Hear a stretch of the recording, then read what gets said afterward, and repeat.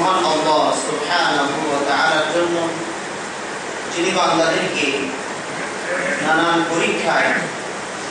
পরীক্ষা ফেলেন, সে রব্বুল আলামিনের প্রশংসা জ্ঞাপন করছি, আলহামদুলিল্লাহ।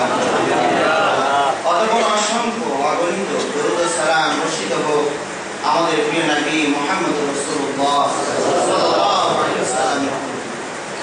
সমবেত সম্মানিত মুসলিমবৃন্দ, আজকের এই পবিত্র খুতবায় আমি আপনাদের সামনে যে বিষয় সম্বন্ধে আলোকপাত করার ইচ্ছা পোষণ করি, সেটা হচ্ছে আল্লাহ রাব্বুল আলামিনের একটি আয়াতের অংশ বিশেষ, যে তোমরা যাকে অকল্যাণকর মনে করো হতে পারে সেটাই কল্যাণকর, আর তোমরা যাকে পছন্দ করো ভালোবাসো হতে পারে অনিষ্ট সেখানেই অবস্থান করছে। এই আয়াতের আলোকে আজকে কিছু কথা আপনাদের সামনে তুলে ধরার চেষ্টা করবো ইনশাআল্লাহ তাআলা। আমা তাওফীকি ইল্লা বিল্লাহ, আলাইহি তাওয়াক্কালতু ওয়া ইলাইহি উনীব।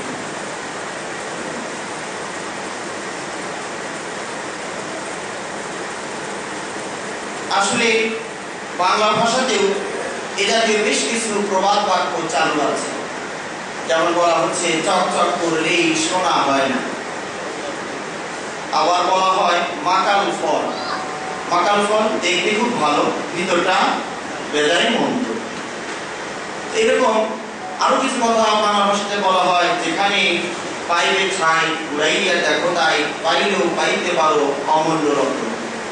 তাহলে ছাইকেও ঘৃণা করা যাবে না, হতে পারে ছাইও কোন কল্যাণ থাকতে পারে। এটা হলো বাংলা কবি সাহিত্যিকেরা রয়েছেন, তারা এইভাবে মানুষকে বোঝানোর চেষ্টা করেছেন। আবার আমরা দেখতে পাই, সেই মূল্যহীন ঝিনুকেও অমূল্য মুক্তার বসবাস। আবার আমরা এটাও শুনি, পচা শামুকেও পা কাটে। তো এই যে কথাগুলো বাংলা ভাষায় আমরা দেখতে পাই, সাহিত্য দেখতে পাই, তাহলে বোঝা যাচ্ছে যে জিনিসটাকে আমরা যেভাবে মনে করি হতে পারে সেটা নাও হতে পারে। এই বিষয়গুলো আমরা যদি কোরআন ও হাদিসের আলোকেও খেয়াল করি, তাহলে এই বিষয়ের বাস্তবতা আমরা দেখতে পাই। আমরা একটু শুরু থেকেই শুরু করি। হয়তো আপনাদের কাছে মনে হবে যেন একই ঘটনা বারবার, কিন্তু এই যে বিষয়গুলো বলি সেই বিষয়ের সাথে সম্পৃক্ত কিনা এটা আমাদেরকে শুধু খেয়াল করতে হবে। আমরা যদি এই বিষয়টা জানার জন্য যে বাহ্যিকভাবে যেটা আমরা দেখলাম সেটা নাও হতে পারে, যেটাকে আমরা কল্যাণ মনে করলাম সেটাই অকল্যাণ হতে পারে, যেটাকে অকল্যাণ মনে করলাম সেটাতেই কল্যাণ হতে পারে। দেখুন, শুরুতে যেটা আমরা দেখি যে আদম আলাইহিস সালামকে সৃষ্টি করার পর আল্লাহ রাব্বুল আলামিন যখন সকল ফেরেশতাকে সাজদা দিতে বললেন, শয়তান কিন্তু ভেটো দিল। সে সাজদা দিল। সে ভাবলো যে এই প্রতিবাদটাই হয়তো তার জন্য কল্যাণকর হবে, সে তার সম্মান অক্ষুণ্ণ থাকবে, মর্যাদার আসনে অধিষ্ঠিত থাকবে। কিন্তু হিতে বিপরীত হয়ে গেল। আল্লাহ রাব্বুল আলামিন যখন তাকে বললেন, মা মানাকা আন তাসজুদা লিমা খালাকতু বিয়াদাইয়া, কিসে তোমাকে মানা করলো যে আমি নিজ হাতে যাকে সৃষ্টি করলাম তাকে সাজদা দিতে তোমাকে মানা করলো কিসে?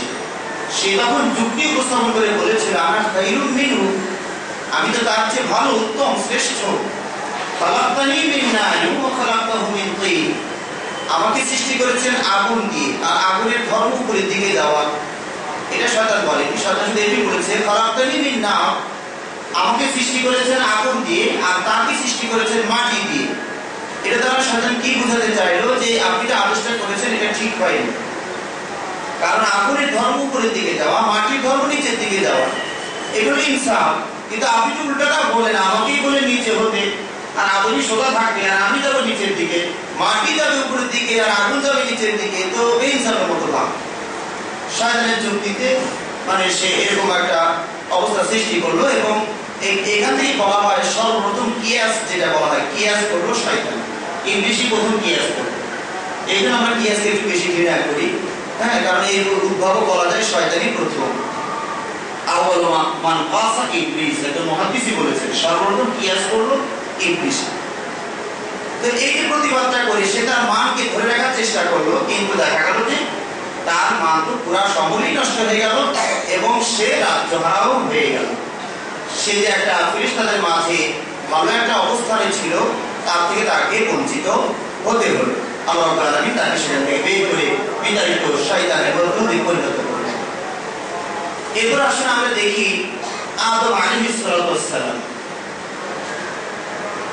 তাকে যখন জান্নাত নামক রাষ্ট্রের মালিক বানিয়ে দেওয়া হলো, জান্নাত নামক রাষ্ট্রে তিনি অবস্থান করছিলেন, আল্লাহ রাব্বুল আলামিন সবকিছু খেতে বললেন, একটা ফল একটা বৃক্ষ তার কাছে যেতে মানা করলেন। কিন্তু এই শয়তান উপদেশটা সে কি উপদেশ দিল তাদেরকে? মানাহাকুমা রাব্বুকুমা ইল্লা আন তাকুনা মালাকাইন মানাহাকুমা রাব্বুকুমা আন হাদিহি শাজারা ইল্লা আন তাকুনা মালাকাইন আও তাকুনা মিনাল খালিদিন। সে উপদেশ দিল যে তোমাদেরকে তোমাদের রব এই গাছের ফল দিতে মানা করেছেন কেন জানো? এটা খেলে তোমরা হয় ফেরেশতা হয়ে যাবে, আর না হয় চিরদিন তোমরা জান্নাতে থাকতে পারবে। উপদেশটা পরামর্শ দিল এবং সে নিজেকে তার হিতাকাঙ্ক্ষী বলে পরিচয় দিল। তো আদম আলাইহিস সালাম ভাবলেন, তাহলে মনে হয় বাহ্যিক দৃষ্টিতে ভাবলেন তাহলে মনে হয় এটাই করলাম, খেলে হয়তো ফেরেশতা হয়ে যাব, আর না হয় চিরদিন জান্নাতে থাকতে পারবো, এই রাষ্ট্রের মালিক আমিই থাকবো। এই মনে করে মানে অমুসলিম উপদেষ্টা, শয়তান তো মুসলিম নয়, অমুসলিম উপদেষ্টার কথা শুনে ফল খেতে গিয়া তার সব কিছু হারিয়ে গেল, জান্নাত নামক রাষ্ট্র সে হারালো। তাহলে বাহ্যিক দৃষ্টিতে আদম মনে করেছিলেন যে এটা করলেই মনে হয় ভালো হবে, কিন্তু দেখা গেল কি হিতে বিপরীত হয়ে গেল, ফলাফল সম্পূর্ণ উল্টা হয়ে গেল। তারা দুনিয়াতে নেমে আসলেন। এরপরে আবার দেখুন আমরা কোরআনের আলোকে এই জিনিসগুলো জানার চেষ্টা করছি। বাহ্যিক দৃষ্টিতে যেটাকে আমরা খারাপ মনে করছি হয়তো বা সেটা খারাপ নয়, আবার যেটাকে ভালো মনে করছি হয়তো বা সেটা ভালো নয়। আমরা ইব্রাহিম আলাইহিস সালামের কাছেও আসি। ইব্রাহিম আলাইহিস সালামকে সেই যুগের শাসক গোষ্ঠী তারা কি করলেন? তার উপরে ক্ষিপ্র হয়ে গেলেন। এক আল্লাহর দাওয়াত দিতে গিয়ে ইব্রাহিম আলাইহিস সালাম তাদের রোষানলে পড়ে গেলেন। তারা সিদ্ধান্ত নিল তাকে আগুনে জ্বালিয়ে মারবে, আগুনে পুড়িয়ে মারবে, মারাত্মক শাস্তি। এমন আগুনের ব্যবস্থা করলো যে সে আগুন এখন ফেলানোটাই ইব্রাহিমের মুশকিল হয়ে গেল। মানে এত আগুনটা দাও করে এভাবে প্রবল আকারে ধরে উঠলো যে ইব্রাহিমকে ফেলতে হতে কাছে গিয়ে ফেলতে হবে, এটাও আর তারা পারছে না। আগুনের তাপের কারণে তারাও কাছে আসতে পারে না। এই পরিমাণ আগুন যখন দাও দাও করে জ্বলে উঠেছে, তখন একজনের পরামর্শ হলো যে ওই যে মিনজানি আরবিতে বলা হয় চরক মনে হয় বলে, যেটা পূজায় হিন্দুরা মনে করে চরক। মানে আমরা যেমন এই অনেক সময় ছোটবেলায় রশিকে মাঝখানে ঘিরে দিয়ে দুটো ভাগ করে ওখানে একটা ঢাল দিয়ে ঘুরিয়ে দূর থেকে মারার চেষ্টা করি, তো ওই রকম ভাবে তারা একটা চরক বানালো। ইব্রাহিম আলাইহিস সালাম কিন্তু কাছে গিয়ে ফেলানো যাচ্ছে না, দূর থেকে ফেলতে হবে, আগুনের তেজ এতই বেশি। এই জন্য তারা একটা চরক বানিয়ে ইব্রাহিম আলাইহিস সালামকে ওর উপরে বসিয়ে দিয়ে ঘুরে গেলে যখন আগুনের রাউন্ডে উঠে গেছে, মানে তেজে উঠে গেছে, তখন ইব্রাহিমকে নিক্ষেপ করে ফেলে দিল। তারা ভেবেছিল যে আগুন ইব্রাহিমকে খেয়ে ফেলবে। বাহ্যিক দৃষ্টিতে তারা মনে করেছিল তাদের শত্রু নির্বাক যাবে, এইভাবে হত্যা করলেই শত্রু সমূলে ধ্বংস হয়ে যাবে। কিন্তু দেখা গেল কি ঘটনাটা উল্টোটা হয়ে গেল। ইব্রাহিম আলাইহিস সালাম আগুনের ভিতরে গেলেন, আল্লাহ রাব্বুল আলামিনের মদদ সাহায্য এসে গেল। ইয়া নারুকুনি বারদাও ওয়া সালামান আলা ইব্রাহিম, হে আমার আগুন ইব্রাহিমের জন্য শান্ত এবং শীতলে পরিণত হয়ে যান। দেখা গেল ইব্রাহিম আলাইহিস সালাম সেখানে চলাফেরা করে ঘুরছেন ফিরছেন, কিছুই তার হচ্ছে না। মুফাসসিরিন کرام বলছেন নমরুদ এটাকে প্রত্যক্ষ করার জন্য, সচক্ষে দেখার জন্য একটু পাশে দূরে অনেক দূরে অবস্থান নিয়ে দেখছিল যে আমার শত্রুর কি অবস্থা। মুফাসসিরিন کرام বলছেন যে ওই আগুন একটা স্ফুলিঙ্গ ছিটকে এসে নমরুদের এক বৃদ্ধাঙ্গুলের উপরে পড়ে এমন ভাবে সঙ্গে সঙ্গে পুড়ে গেল, মনে হচ্ছে যেন আগুনটা তুলার উপরে পড়েছে। তাহলে যে আগুনে শত্রুকে পুড়তে চাইলো সে আগুনেই যেন মালিকে পুড়ে গেল। এইভাবে এই ইতিহাসগুলো দেখা যায়, বাহ্যিক ভাবে আমরা যেটাকে মনে করি আসলে সেটা নাও হতে পারে। এইভাবে আমরা যদি আরো সামনের দিকে অগ্রসর হই, আদ সামুদকে নবী যখন ধমকি দিলেন যে তোমাদের উপর আল্লাহর গজব আসে, প্রবল বাতাস আসবে। সকালবেলা তারা দেখলো যে একটা মেঘমালা চওড়াচৌড়ি ভাব নিয়ে মেঘমালা আসছে। তারা তখন উৎফুল্ল, খুশি। কোথায় সে সলেহ বা সলি সম্ভবত সালেহ আলাইহিস সালাম হবে, তো তিনি যে হুমকি দিয়েছিলেন, তোরা বলছে এটা আমার আযাব কিসের, এটা তো মেঘমালা আসছে, হাযা আরিদুন মুমতিরুনা, এটা তো মেঘমালা আসছে, তো আমাদেরকে বর্ষণ করবে, বৃষ্টি দিবে, রহম আসবে, এটা আবার কিসের আযাবের হুমকি। তারা এটাকে তাদের পক্ষে মনে করলো। কিন্তু যখন মেঘমালা এসে গেল তখন কি হয়ে গেল, এমন প্রবল বাতাসে পরিণত হলো যে আল্লাহ রাব্বুল আলামিন নিজেই বলছেন যে তুদাম্মিরু কুল্লা শাই, এই বাতাসের গতিবেগ এত বেশি ছিল যে সব কিছুকে তছনছ করছে, সব কিছুকে তছনছ করে দিচ্ছিল। হ্যাঁ, এবং তারা একদম হাঁটুর উপর ভর করে মানে উপর হয়ে বিক্ষিপ্ত অবস্থায় তারা পড়েছিল। বাহ্যিক দৃষ্টিতে তারা মনে করেছিল এটা মেঘমালা আসছে, আমাদেরকে বর্ষণ করবে, রহমের বৃষ্টি হবে, কিন্তু সেই মেঘমালাতে যে গজব রয়েছে এটা তারা কিন্তু বুঝতে পারে। এভাবে দেখুন, আমরা যদি ফিরআউন নামক এই রাষ্ট্রপতির কাছে আসি, তাহলে দেখা যায় সে একটা স্বপ্ন দেখলো যে একটা আগুন বনী ইসরাইলের দিক থেকে এসে তার রাজপ্রাসাদকে জ্বালিয়ে পুড়িয়ে ছারখার করে দিচ্ছে, ভস্মীভূত করছে। স্বপ্নের ব্যাখ্যা যারা ব্যাখ্যাকারী তাদের কাছে সামনে পেশ করলেন। স্বপ্নের ব্যাখ্যা হলো যে এই বনী ইসরাইলের ভিতর থেকেই একটা সন্তান ছেলে জন্মিবে যে আপনার রাষ্ট্রটা কেড়ে নিবে। এই জন্য স্বপ্নের ব্যাখ্যা দেখলো আগুন, স্বপ্নের ব্যাখ্যায় পড়ে গেলেন বনী ইসরাইল, এই নিরহ জাতি যারা স্বপ্নের ব্যাখ্যায় পড়ে গিয়ে মুসা আলাইহিস সালাম হয়ে গেলেন সবচেয়ে তাদের বড় টার্গেট। কিন্তু এই আগুনকে দমন করতে গিয়ে তারা নিরহ নিষ্পেষিত মানুষগুলোর প্রতি নির্যাতন চালানো। সেই নির্যাতনগুলো কেমন ছিল? সরাসরি জবাই, যত নতুন শিশু হচ্ছিল সবাইকে তারা জবাই করছিল। আর ভেবেছিল এইভাবে জবাই করলেই তার ক্ষমতার মেয়াদ মনে হয় বাড়বে, এটা হলো ফিরআউনের ধারণা ছিল। কিন্তু সবশেষের পরিণতিটা কি হলো? সবশেষে ফলাফল হলো শরীর সমাধি। দেখলো আগুন, মরল পানিতে। দেখুন, বাহ্যিকের সাথে কোনো মিল নাই। দেখলো আগুন, যে হয়তো আগুনে তার সব শেষ হয়ে যাবে, কিন্তু তার বিপরীতে সে ধ্বংস হয়ে যাবে। পড়লো পানিতে, দেখলো আগুন, পড়লো পানিতে। তাহলে এই হচ্ছে বাস্তবতা। আমরা যেটাকে মনে করি হয়তো সেটা নাও হতে পারে। এইভাবে ফিরআউন তার রাষ্ট্রের মেয়াদ বাড়াতে পারেনি, হত্যাযজ্ঞ দিয়ে রাষ্ট্রের মেয়াদ বাড়াতে পারবে না। এইভাবে আমরা যদি আরো কাছে চলে আসি, যে রাসূল সাল্লাল্লাহু আলাইহি ওয়াসাল্লামের ইন্তেকালের কিছুদিন আগে যে ঘটনাটা, 50 বা 55 দিনের আগের ঘটনা, সেখানে একটা ঘটনা ছিল, আপনার নাম শুনেছেন, সূরা ফিল যারা পড়েছেন, আব্রাহা এই বাদশা এমন দেশের গভর্নর ছিলেন। তার একটা হিংসা জাগলো আরব দেশের উপরে, যে আরব দেশের লোকরা সবাই হজ করার জন্য কাবা ঘরের দিকে যায়। এইটা তার মনে বড় বাঁধলো যে এই লোকগুলোকে ফিরিয়ে যেন তার এমনে আনা যায়। এর জন্য তারা মনোমুগ্ধকর মনোরম একটা গির্জা নির্মাণ করলো, বিশাল আকারে চিত্তাকর্ষক একটা গির্জা বানালো। উদ্দেশ্য কাবা ঘরের দিকে যেন তারা না গিয়ে এই এমন দেশের দিকে চলে আসে।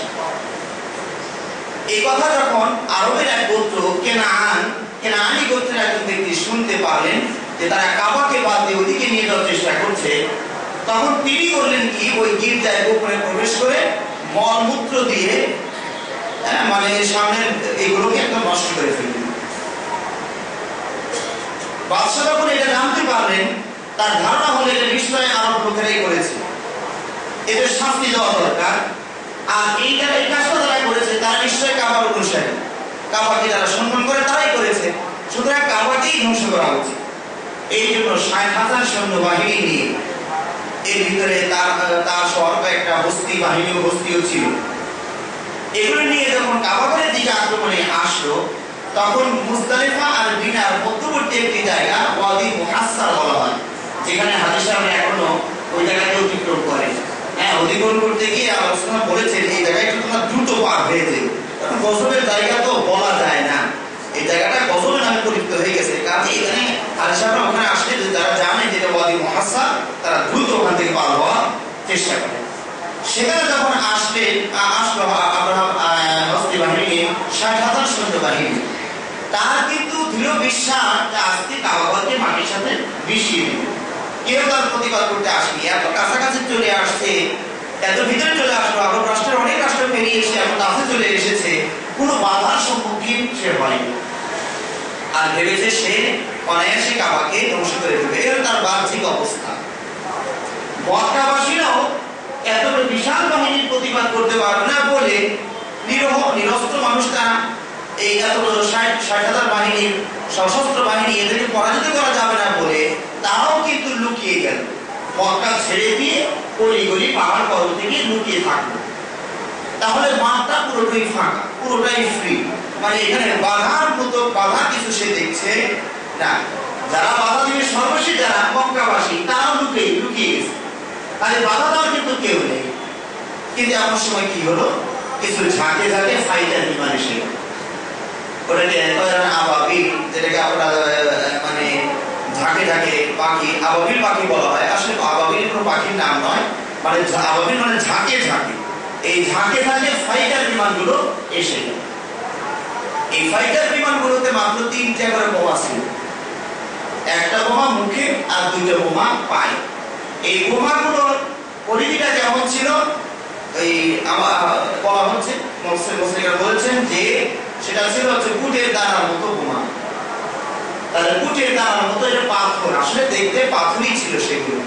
এই দুর্বল ফাইটার বিমান এগুলো কিন্তু খুব প্রযুক্তিতে উন্নত ছিল না, এই পাখি তো এগুলো ছোট ছোট পাখি, এরা আবার কতটুকুই ওজন, এই কি একটা পাথর বহন করে নিয়ে আসবে, সেই পাথরে কি এগুলো মরার কথা নেই।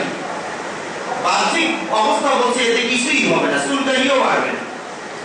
কিন্তু সেই পাথর যখন পড়া শুরু হয়ে গেল তাদের উপরে, যেখানে পড়ছে সেখানে হাড়টির উপর লাগলে সঙ্গে সঙ্গে ফেটে গিয়ে অনবরত রক্ত বের হতে লাগলো, এবং সে মারা যাচ্ছে। এই যে আতঙ্ক সৃষ্টি হয়ে গেল, এই আতঙ্ক সৃষ্টির কারণে যখন ৬০,০০০ সৈন্যবাহিনী যখন পলায়ন শুরু করলো, এই পলাইতে গিয়া একজনের ধাক্কায় একজনের পদপিষ্ট হয়ে আরেকজন এইভাবে বেশি মারা গিয়েছে। মানে বোমার আঘাত চালানো না করুক, এইভাবে পদপিষ্ট হয়ে তারা বেশি মারা গিয়েছে। এইভাবে আব্রাহা তাকে হয়তো ওই আঘাত থেকে সে বেঁচে গেল ঠিকই, দূরে এমন দেশের কাছাকাছি পৌঁছে গেল। আল্লাহ তাআলার গজব এসে গেল। সেই গজবটা ছিল এমন যে হাত পায়ের আঙ্গুলগুলোর জোড়াগুলো খুলে যাচ্ছে। আল্লাহু আকবার। হাত পায়ের জয়েন্ট, কে জয়েন্ট দিয়ে রেখেছে? আল্লাহ যদি অনুমতি হয় তো সব খুলে যাবে, অস্ত্র লাগবে না, বোমাও লাগবে না। আল্লাহর গজব এসে গেল, সঙ্গে সঙ্গে হাত পায়ের আঙ্গুলগুলোর পুরোটা জয়েন্ট, যে কটা জয়েন্ট ছিল সব করে খুলে পড়ে গিয়ে একটা ক্ষুদ্র পাখির আকাশে ধারণ করলো, এবং তার পক্ষটা বিদীর্ণ হয়ে গেল আপনি। কোন মেডিকেল ডাক্তারের পক্ষ বিদীর্ণ করেনি, সিনাসাক যেটা বলে ওটা না, আপনি পক্ষ ফেলে গিয়ে হৃদপিণ্ড বেরিয়ে সে মারা গেল।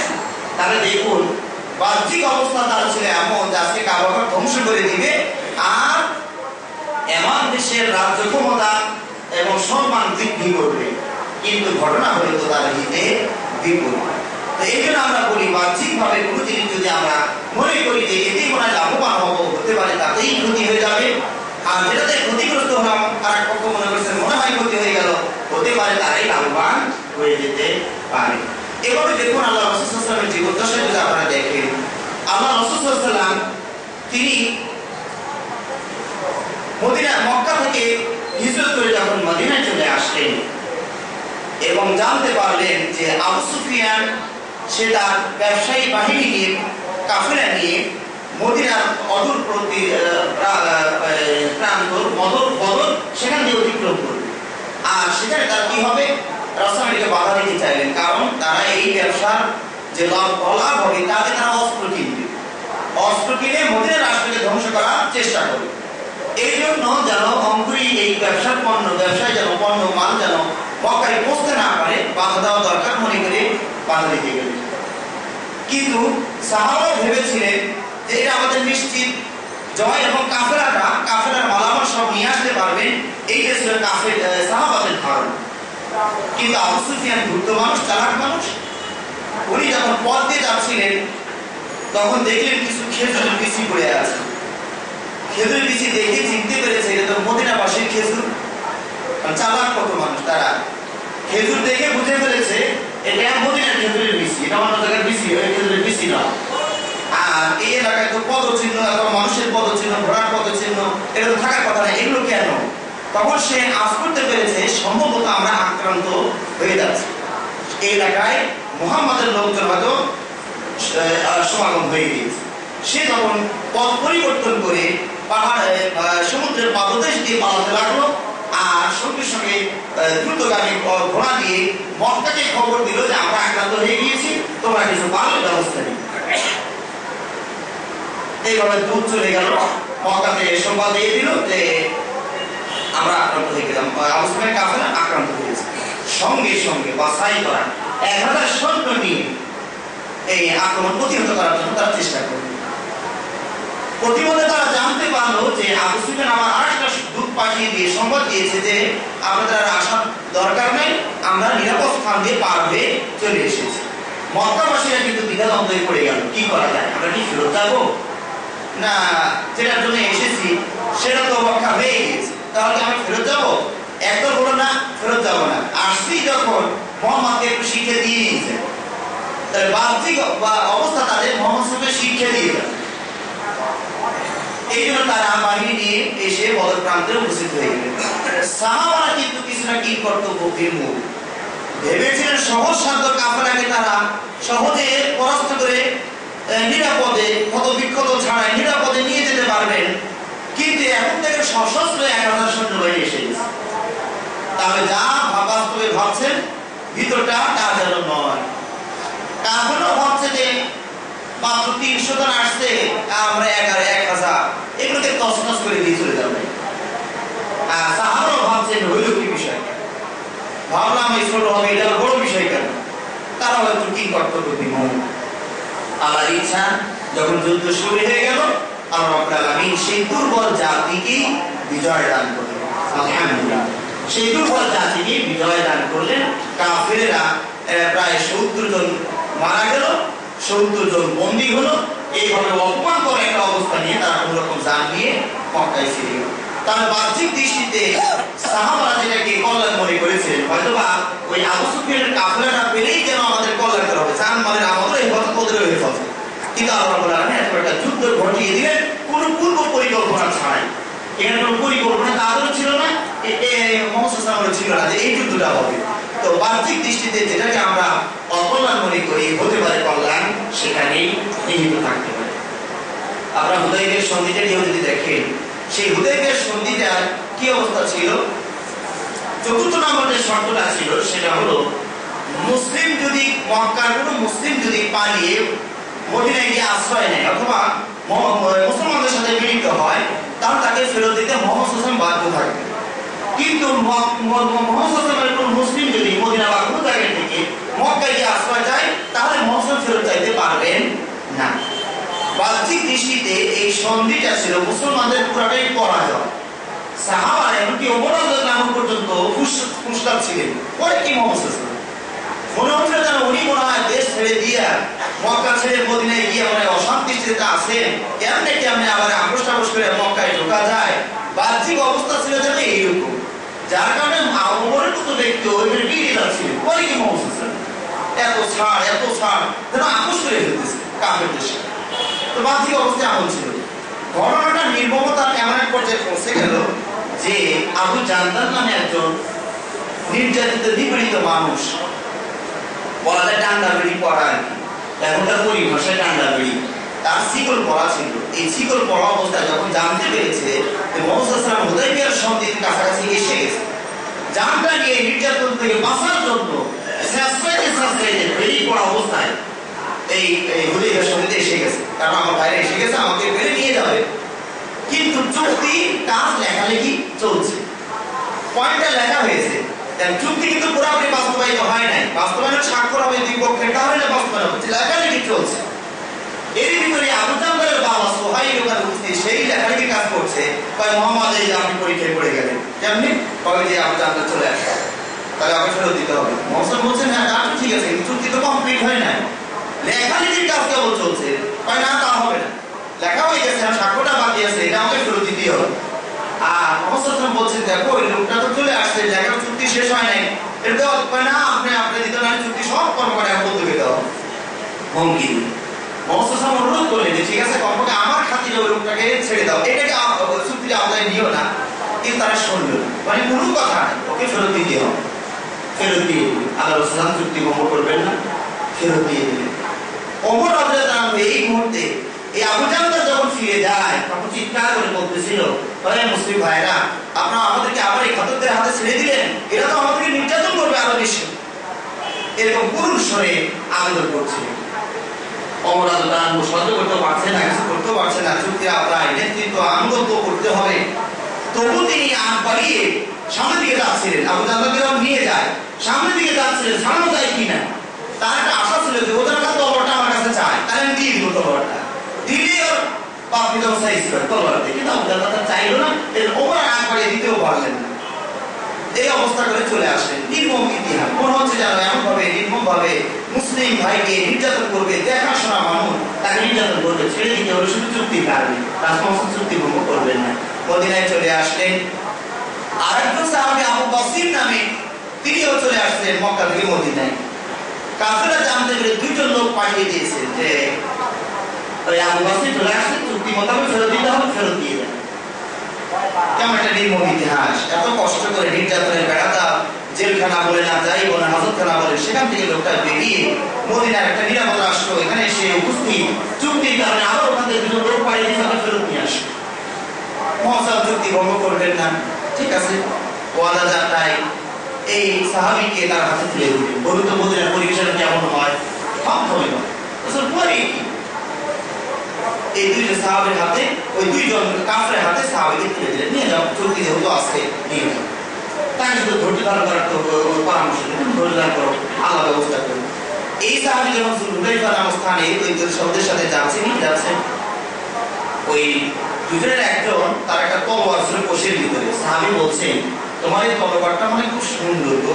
বলে হ্যাঁ খুবই সুন্দর। বলা মাত্রই প্রশংসা ধরতে একটু পাইছে, তাহলে ঘুরিয়ে দেখাইতেছে, হ্যাঁ এটা একটা তলোয়ারই, খুব সুন্দর তলোয়ার, এটা আমি অনেক পরীক্ষা করে দেখেছি, কোপ দিলে আর মিস নাই, কাজ হয়ে যায়। সাহাবী বললেন আমাকে দেখাও তো একটু দেখি কেমন। তখন যেই দিয়েছে সঙ্গে সঙ্গে ওটা কোপ দিয়েছে, আর যেটা ছিল ওটা তো শিখে তো মক্কা দিকে গেলে তো এও ধরে ধরে ফেলবে, সমস্যা এটা অতদূর দৌড় না দিয়ে মদিনার দিকে আসবে। আবার মোহাম্মদের কাছে এই দৌড় মেরেছে, দৌড় দিতে গিয়া মোহাম্মদ যখন দেখছেন এই লোকটার অবস্থা, এই তোমার ভয় কিছু হয়ে গেছে, ঘটনা কি হয়েছে, কারণ আমার সঙ্গীকে তো মারিয়ে ফেলছে, আমারও জান যাওয়ার অবস্থা, তাহলে আমার রক্ষা মোহাম্মদ বিষয়টা নিয়ে একটু বিচলিত হয়ে গেলেন। আর ঘটনাটা মদিনাতে ঘটে নাই, মদিনার বাইরে ভুলে বা একটা দিয়ে মদিনার ভিতরে পড়ে গেছে, তখন মদিনার ভিতরে বাইরে ঘটনা। মোহাম্মদ ভাবলেন ওই লোকটা যদি কেউ শক্তিশালী কেউ থাকে, তার তো যুদ্ধের দামাদর আবার বেঁচে উঠলো, প্রতিশোধ আপনাদের আসবে। এই কথা যখন শুনতে পারলেন যে মোহাম্মদ বলছেন যে এর যদি কেউ থাকে তাহলে আবার আক্রমণ শুরু হয়ে যাবে, তখন আবু বসর দেখলেন যে রাসূল সাল্লাল্লাহু আলাইহি ওয়াসাল্লাম আবার আমাকে ফেরত দিবে, দেখা যায় কারণ আর বক্তব্যের অবস্থা ভালো না, আমাকে আবার ফেরত দিবে। তখন তিনি বললেন যে না, মদিনাতেও থাকবে না, মক্কাকে চলে আসছেন, মদিনাতে আর থাকবে না। তিনি পার্শ্ববর্তী একটা পাহাড়ি এলাকা, সমুদ্র উপকূল এলাকা, সেখানে গিয়ে আশ্রয় নিলেন। মুসলমানরা যখন জানতে পারলো যে মদিনায় গেলেও সমস্যা, কিন্তু আবু বসর অন্য জায়গায় আশ্রয় নিয়েছে, তখন তারা দলে দলে ওখানে এসে আশ্রয় নিল, মদিনায় আসে না, মদিনায় আসলে মোহাম্মদ ফেরত দেয়। আর ইমানের তেজ দেখুন, ইমানের তেজ দেখুন, মোহাম্মদ আসবো না, কাফের কাছে থাকবো না, মোহাম্মদ না বলতো, চুক্তি মেয়াদ শেষ হলো, তারা গিয়ে তৃতীয় স্থানে আশ্রয় নিলেন। ওখানে একটা বড় সড়ো দল হয়ে গেলে তারা করলেন যে মক্কার বাসীদের ব্যবসায়ী খাবে কি, তারা খাবে কাফেরদের ব্যবসা যা যায় ওটা চিন্তাই করে লুটপাট করে ওখান থেকে খাওয়া যাবে। এবং কাফেররা দেখলো যে চুক্তি করে তো সমস্যা নাশ হয়ে গেছে, ওর মুসলমানরা তৃতীয় জায়গায় আশ্রয় নেওয়ার সুযোগ পেয়ে গেছে, মধ্যে এই ঘটনা আমাদের হতো না, তখন তারাই কিন্তু আবু পার হয়ে ওই জায়গায় গিয়ে আশ্রয় নিয়েছিল। যে আবু জাহলকে সেখানে হুদাইবিয়ার পরিবর্তে গিয়েছিলেন, সেই আবু জাহল ওখানে চলে গেল। তাহলে বাহ্যিক দৃষ্টিতে দেখুন, যেটাতে মনে হচ্ছে এটা মুসলমানদের অকল্যাণ করা, একটা চুক্তি করা হলো, সেই কোনো চুক্তিটাকে অকল্যাণ মনে করা হচ্ছিল, কিন্তু তারই ফল হবে কত সুন্দর প্রসারী। সুতরাং আমরা বাহ্যিকে যেটা দেখি, বাহ্যিক যদি কল্যাণ মনে করি সেটাকে যেন কল্যাণ মনে না করি, আর বাহ্যিক যেটা ক্ষতি মনে করি সেটাকে যেন ক্ষতি মনে না করি। আসল বিষয় জানবে মহান আল্লাহ সুবহানাহু ওয়া তাআলা। এটা আল্লাহর বড় নিয়ামত, এটা আমরা বলবো আল্লাহর বড় নিয়ামত যে তিনি গায়েবের বিষয়টা তিনি নিজ হাতে রেখেছেন, কাউকে দেননি। আজকে যারা ঘাতক, যারা সন্ত্রাসী, তারা যদি জানতো ভবিষ্যৎ যে আমার সামনে কেউ আমাকে মারতে পারবে না, বাধা দিতে পারবে না, তাহলে সে আরো বেয়ারা হয়ে যেত কিনা, সে হত্যা আরো বেগবান করত। কারণ সামনে সে দেখে ফেলেছে, ভবিষ্যৎ দেখে ফেলেছে, তার কিছুই করতে পারবে না। কিন্তু ভবিষ্যৎটা কেউ জানে না, আল্লাহ জানেন। এর ভিতরেই আমাদের জন্য কি আছে? কল্যাণ। আমরা মনে করলাম এটা মানে আমাদের পরাজয় হতে পারে, ওইটার ভিতরেই জয় আছে। আবার যারা মনে করলেন এটা করেই মনে হয় জয়, তাদের বোঝা উচিত পরাজয় মনে হয় ওই পাশেই লুকিয়ে আছে। যেটা এই ঘটনা থেকে আপনারা বুঝতে পারেন। এবং গত জুমায় যে ইসুফ আলাইহিস সালামের ঘটনা যেটা আমরা বলেছিলাম, ইয়াকুব আলাইহিস সালাম ভাবলেন সন্তান আমি হারিয়ে ফেললাম। ইসুফ আলাইহিস সালাম ভাবলেন আমি কুয়াতে পড়ে জীবন আমার এখানেই শেষ। আয়াত মনে হয় না। আর ইসুফ আলাইহিস সালামের ভাইরা মনে করলো যে কাঁটা রাস্তা থেকে সরিয়ে ফেলেছে। এই হলো তাদের বাহ্যিক অবস্থা ছিল এমন। কিন্তু কিভাবে ইয়াকুব আলাইহিস সালাম সেই ছোট 16-17 বছরের বাচ্চাটা হারিয়ে কেমন করে মন্ত্রী ছেলে পেয়ে গেলেন, আর কুয়ার ভিতর থেকে ইসুফ আলাইহিস সালাম কেমন করে মন্ত্রিত্বের আসন পেয়ে গেলেন, আর ভাইরাও যাও কল্পনা করেছিলেন বাড়ি খেয়েছিল বললেন, তারাও কেমন ধরা খেয়ে গেল ভাইয়ের সামনে। তবে ইসুফ আলাইহিস সালাম ভাগ্য ভালো হতেন, ইসুফ আলাইহিস সালাম নবী ছিলেন, উদার মানুষ ছিলেন, ক্ষমা করে দিলেন। না তো সব কটা আল্লাহ কাটার ব্যবস্থা হয়ে গেছে। এই হচ্ছে বাহ্যিক অবস্থা দেখে যেন আমরা কখনো ভালো মন্দ বিচার না করি। আল্লাহ রাব্বুল আলামিন জানবেন এর কল্যাণ অকল্যাণ কত দূর গিয়ে পৌঁছবে, এটা আল্লাহ রাব্বুল আলামিনের হাতে। আল্লাহ রাব্বুল আলামিনের কাছে আমরা প্রার্থনা করি তিনি যেন আমাদের এই কল্যাণটা দান করেন সর্বদা। আমিন ওয়া আলহামদুলিল্লাহি রাব্বিল আলামিন।